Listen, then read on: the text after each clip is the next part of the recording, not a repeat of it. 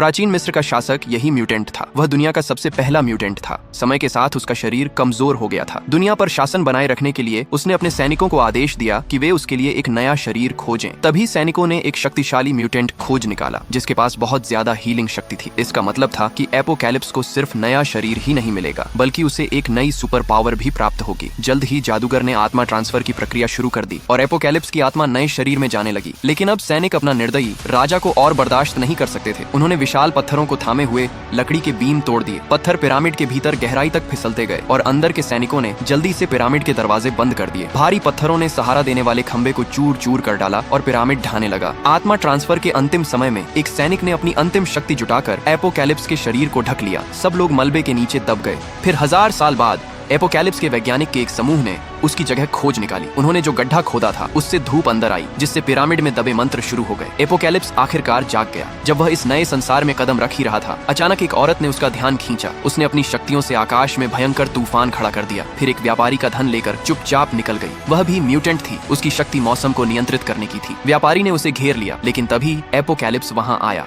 बस अपनी हथेली उठाते ही रेत का तूफान उन सबके शरीर को चीर डालता है। आखिरी व्यापारी दीवार में दबकर रह जाता है। 1000 साल की नींद के बाद एपोकैलिप्स जानना चाहता था कि अब दुनिया पर कौन राज कर रहा है। उसने धीरे से एक टेलीविजन छुआ और पल भर में उससे वह सारी जानकारी हासिल हो गई जिसकी उसे जरूरत थी कि दुनिया के शासक वे आदमी हैं जिनके पास परमाणु हथियार हैं। उसे यकीन नहीं हुआ कि कमजोर इंसान पृथ्वी पर राज करते हैं। ये उसे बर्दाश्त नहीं हुआ। फिर उसने फैसला कर लिया कि अब दुनिया को शुद्ध करना है और फिर से म्यूटेंट्स अर्थात श्रेष्ठ प्राणी धरती पर राज्य करेंगे।